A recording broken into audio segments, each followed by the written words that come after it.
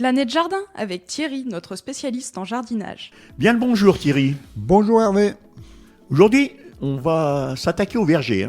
Bah oui, là il faut quand même si c'est déjà commencé depuis un moment, mais on peut quand même continuer à travailler au verger, s'occuper des arbres fruitiers, bien sûr en temps hors gel, Oui.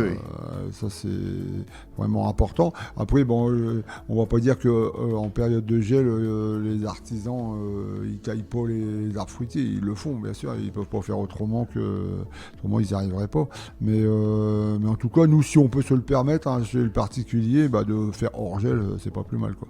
Donc la taille des arbres à pépins, pommiers, poiriers, cognaciers.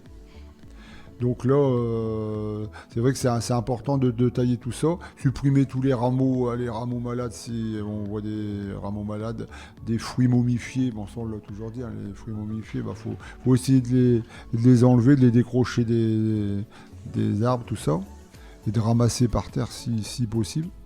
Et la taille des gourmands qui partent du pied, ça c'est vraiment important, parce qu'après ils ont vite fait de faire vraiment de la grosse branche, et après ils reviennent tous les ans.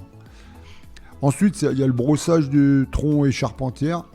Je voudrais revenir un petit peu sur la taille que tu disais au niveau des vergers. Pour une personne qui a un pied de vigne, c'est le moment aussi ? Les pieds de vigne, moi souvent je le fais, là je ne l'ai pas encore fait parce que je suis un peu submergé, mais autrement moi je le fais souvent. Donc ensuite il y a aussi le brossage des troncs et charpentières, mousse pour la mousse. La mousse, enlever un petit peu les écorces qui ne tiennent pas, si on est parti pour faire un chaulage derrière. Un chaulage, on en a déjà parlé plusieurs fois, au blanc arboricole, là, la chaux éteinte. Et en badigeonne. Ouais. Dis-moi Thierry, tu pourrais nous parler de l'huile blanche, les bénéfices que ça a ? Oui, l'huile blanche, c'est un petit peu l'autre produit qu'on peut mettre à la place de la chaux éventuellement. C'est aussi un produit qui va engluer les petites bébêtes qu'on n'a pas envie de garder, qui sont cachées derrière les écorces, tout ça. Donc ça va leur enduire leur carapace. Et, ils vont mourir comme ça quoi.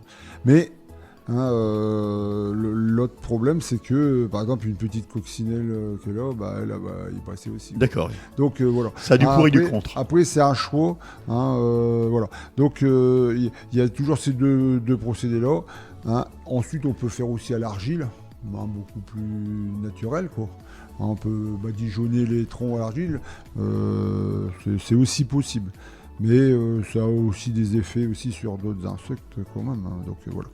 Mais voilà, ça c'est une chose, et ça c'est pour tout ce qui est petites bébêtes, et aussi on peut traiter préventivement à la bouillie bordelaise.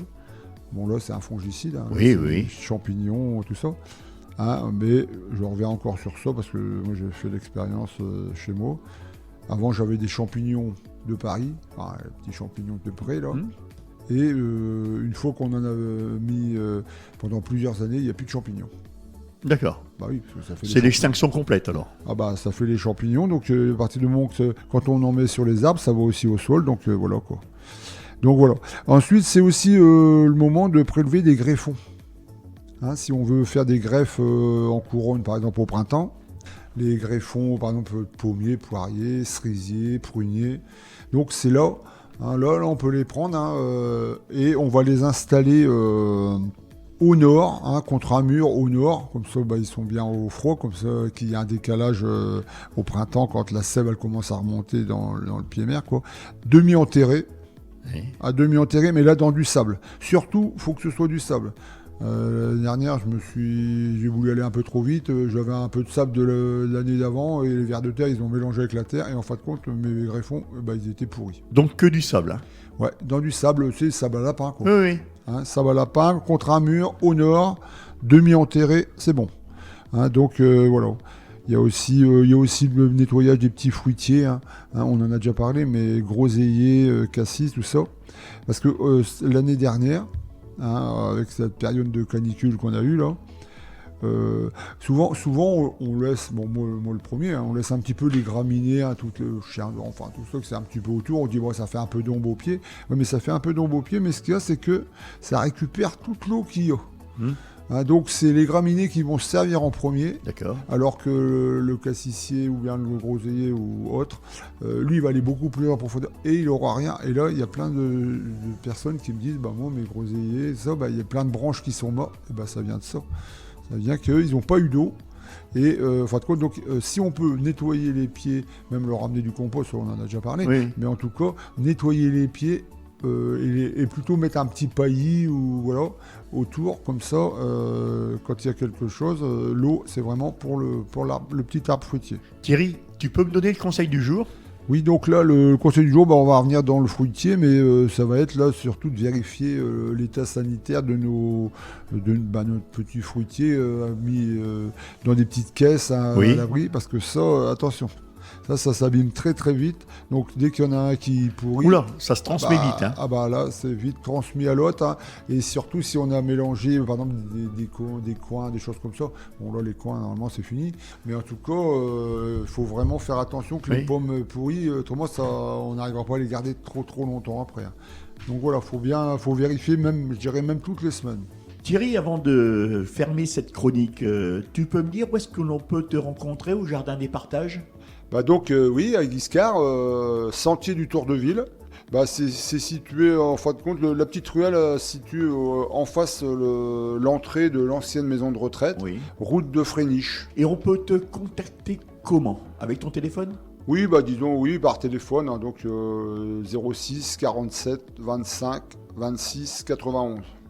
Et autrement par mail éventuellement thierry.letupe, LETUPE, @orange.fr. Et on peut te rencontrer quel jour là-bas au Jardin des Partages? Bah disons qu'actuellement, je veux dire que j'y suis tout le temps, parce que hein, j'ai mes locataires, mes poules qui ont besoin de moi matin et soir, mais autrement, le lundi matin, le mercredi toute la journée, le samedi matin. Donc là, c'est plus sûr de te rendre, vraiment te voir. Là. Mais un petit coup de téléphone avant pour rassurer. Tu rappelles ton numéro, téléphone? Oui, donc le 06 47 25 26 91. Voilà Thierry, je te souhaite un bon week-end. Merci, au revoir les auditeurs.